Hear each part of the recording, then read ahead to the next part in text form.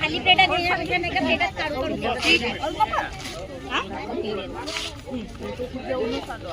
म्हणून मग असा प्लेटात दिल्या वाटला पहिले प्लेटा दोन बनवतात तिकडे एक दे ना पण तसंच तर म्हणलं तिथे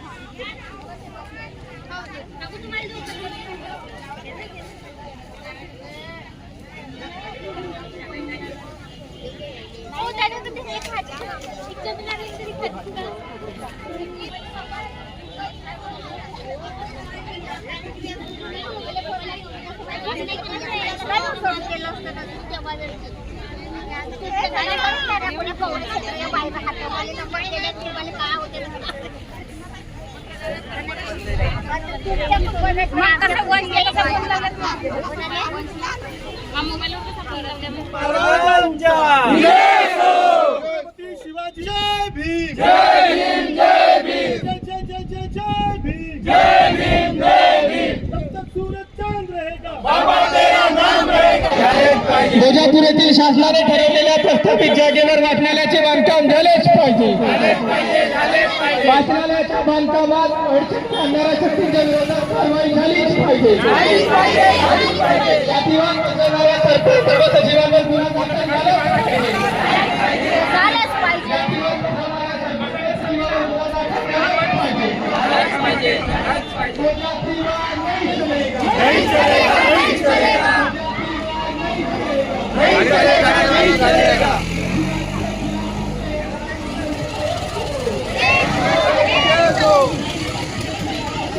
तानाशाही नहीं चलेगी।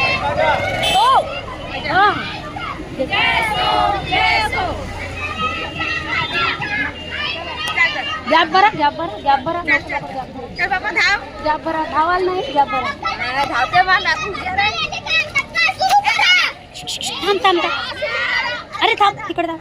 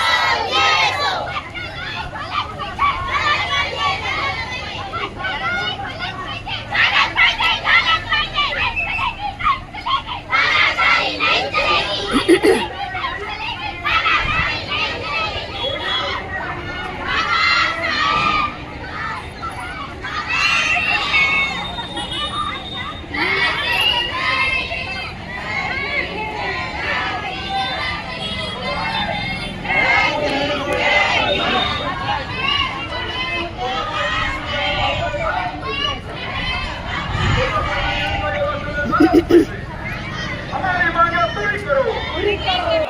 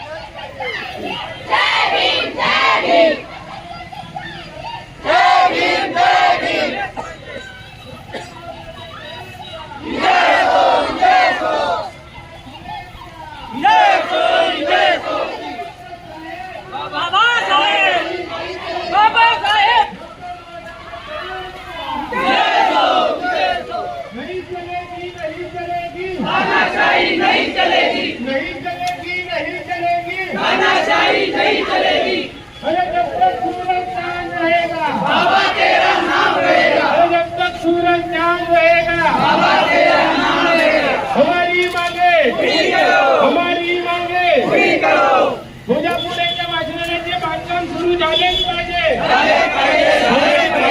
वाचनालयाचे बांधकाम सुरू झालेच पाहिजे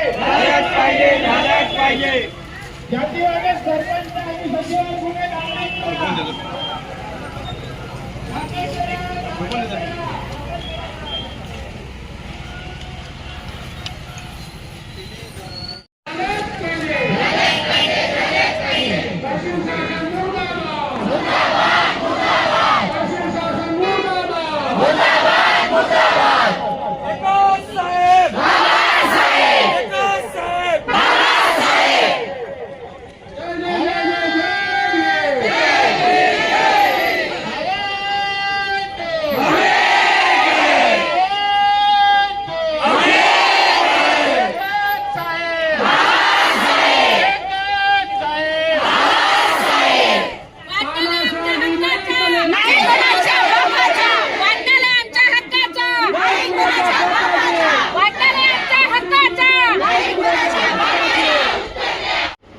आमच्या गावामध्ये सामाजिक न्याय विभागातर्फे वाचनालय, ग्रंथालय आणि धम्म केंद्र हे सँक्शन झालेलं होतं. आम्हाला याची माहिती मिळाली तर आम्ही सरपंच साहेबांकडे विचारायला गेलो की बांधकाम अजूनपर्यंत का बरं सुरू नाही केलं आपण. तर ते म्हणाले की गावातील लोकांच्या विरोध आहे, निश्चित त्या जागेवरती होण्यात आले. आम्ही म्हटलं कोणत्या लोकांच्या विरोध आहे तुम्ही सांगावं आम्हाला. तर ते म्हणाले नाही म्हणे दवंडी द्यावं लागेल म्हणे, दवंडी देऊन सभा घेऊ म्हणे आपण म्हणे. तर आम्ही म्हटलं आपण अशी बसून बोलू शकतो तर नाही म्हणे सभा घ्यावं लागेल म्हणे, तिथं माहीत होऊन जाईल म्हणे, मी असं सांगू नाही शकत म्हणाले. तर मग त्यांनी दवंडी अशी दिली की दिवसातून 3दा सकाळ, दुपार आणि सायंकाळ आणि 3 दिवस अशी दवंडी दिली त्यांनी. आणि सभेमध्ये येता बरोबरच म्हणतात की बहुमताने निर्णय होईल. आम्ही म्हटलं बहुमताने कसा काय निर्णय होईल, आमची संख्या तर कमी आहे आणि त्यांची संख्या जास्त आहे, तर बहुमताने कसा काय निर्णय होईल. नाही म्हणे बहुमतानेच निर्णय होईल म्हणे. आणि जागेच्या प्रस्तावित स्थळ, मालमत्ता पत्रक, नकाशा सगळं जोडून असताना सुद्धा ना हरकत प्रमाणपत्र आहे, वर्क ऑर्डर झालेला आहे, 10% निधी 2 लाख रुपये जमा झाला असताना सुद्धा सचिव निवृत्ती निवारे साहेब आणि सरपंच संदीप सावरकर यांनी खोटी माहिती दिली आणि 2 समाजामध्ये तेढ निर्माण केला, चुकीची माहिती देऊन. आपण ही सभा कशासाठी घेतली म्हणे, इथे जागा निश्चित करण्यासाठी, जेणेकरून आधीच जागा निश्चित होती, स्थळ सगळं म्हणजे झालेलं होतं, फक्त आता आपल्याला प्रकल्प बांधकाम सुरू करायचं होतं. त्यासाठी त्यांनी ती सभा घ्यायला पाहिजे होती. तर त्यांनी म्हणते की आपण इथे जागा निश्चित करायला आलो आणि चुकीची माहिती दिली. आणि आमच्याकडे त्याचे पुरावे सुद्धा आहे की प्रशासकीय जे सचिव साहेब आहेत ते म्हणत आहेत की आम्ही दिलीच नाही, आम्ही लोकेशन दिलेलंच नाही, आम्ही काहीच दिलेलं नाही, फक्त आम्ही प्रस्ताव सादर केलेला होता कामाकरिता. हे चुकीची माहिती दिली आणि 2 समाजामध्ये तेढ निर्माण केला. त्यानंतर सरपंचांनी त्या सभेमध्ये एक असा कागद घेतला आणि त्या कागदावरती सचिव साहेबांना लिहायला लावलं की जी निश्चित जागा आहे त्या जागेवर जसं ओबीसी समुदाय म्हणत आहे की सभा मंडप बांधायचा, तसा त्यांनी ठराव घेतला. आणि जी आमचं जे वाचनालय आहे ते तुम्ही नाल्याच्या जागेमध्ये जाऊन बांधा, असं त्यांनी ठराव घेतला. आणि ओबीसी समुदायाच्या सह्या घेतल्या, त्यावरती सह्या घेऊन त्यांनी वाचून दाखवलं लोकांना. वाचून दाखवल्यानंतर ते आमच्यावर टाळ्या वाजवण्यात आल्या, आमचा अपमान करण्यात आला, ज्या तुम्ही त्या नाल्यामध्ये जा, काऊन नाही बांधू शकत, अशा प्रकारचे वक्तव्य करण्यात आलं. याचे पण पुरावे आमच्याकडे आहेत.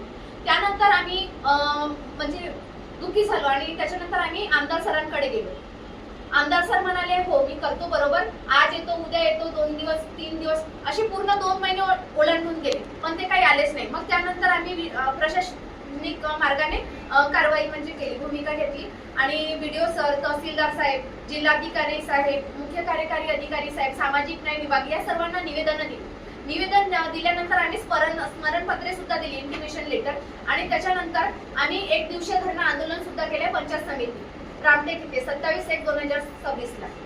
पण आणि त्याच्यानंतर पुन्हा आम्ही BDO साहेबांना फॉलोअप लेटर म्हणजे आंदोलनानंतर आम्हाला लेखी उत्तर द्यावं हे सुद्धा आम्ही निवेदन दिलं असताना अजूनपर्यंत आम्हाला फॉलोअप मिळाला नाही. आम्ही रोज जात आहोत, पण BDO सर यांनी समिती गठीत केली आहे, त्यांनी समिती गठीत केली आहे. आणि सामाजिक न्याय विभागाला पण आम्ही जाऊन स्वतः प्रत्यक्ष भेटलो आहोत. SP साहेबांकडे पण आम्ही निवेदन दिले आहे, पण कोणीही दखल घ्यायला तयार नाही. समित्या फक्त नावापुरत्या गठीत केलेल्या आहेत, पण त्यावर काहीच कारवाई आणि दखल चौकशी काहीच झालेली नाही.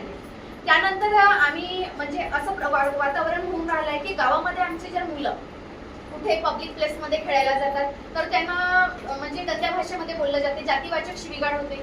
ए भीमा चांद हट यहाँ से, भीम तेरा कौन है, जब अगर बच्चियां दुकान में गई तो अडल्ट लोग भी ये बोलते हैं, मतलब जो बड़े लोग हैं जो किराना दुकान है उनका, कि ये दुकान आपके जात वाले लोगों के लिए नहीं है, ये हमारे जात वाले लोगों के लिए है, ऐसा बोला जाता है.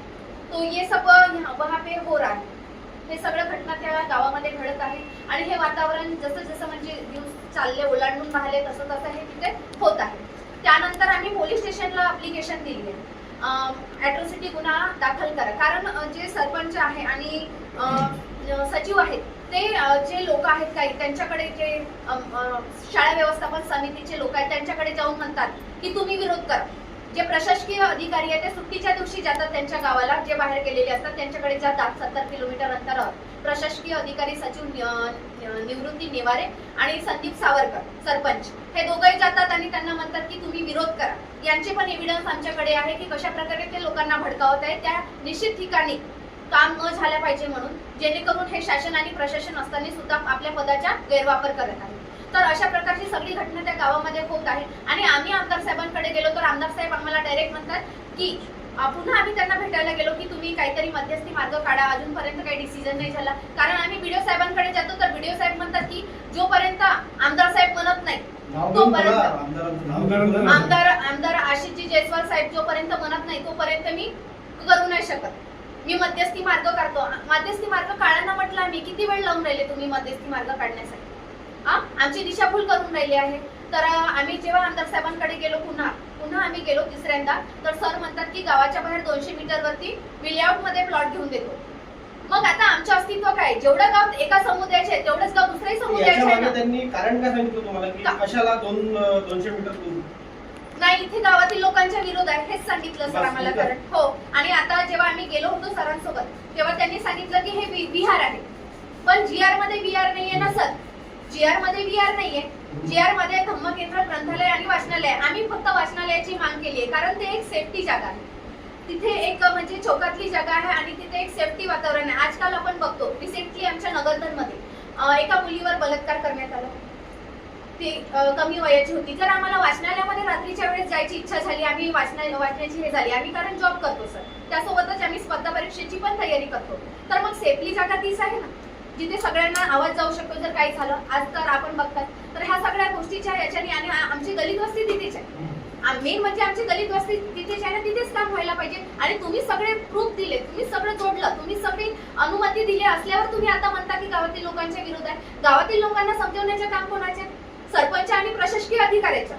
पण प्रशासकीय अधिकारी काय करत आहे की सरपंचाची बाजू घेऊन बोलत आहे आणि खोटं कारस्थान रचून दोन समाजामध्ये तेढ निर्माण करतात.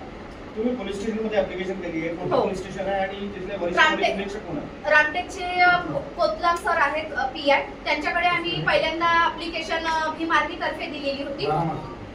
भीम आर्मी तर्फे जेव्हा आम्ही दिलेली होती त्याच्यानंतर आम्हाला स्टेटमेंटसाठी म्हणजे या म्हणून आम्हाला सांगितलं, तेव्हा फक्त त्यांनी आमची नावे लिहिली सर आणि आमचे कॉन्टॅक्ट नंबर लिहिले, पण तेव्हा आमचे स्टेटमेंट त्यांनी घेतलं नाही आणि आम्हाला अशा भाषेत बोलले ते की तुमच्यात दम नाहीये का, तुमच्यामध्ये दम नाहीये का, तुम्ही या संघटनेच्या का बरं म्हणजे साथ घेतला, तुम्ही यांची का हेल्प घेतली, अशा प्रकारे आम्हाला तिथे बोलल्या गेले.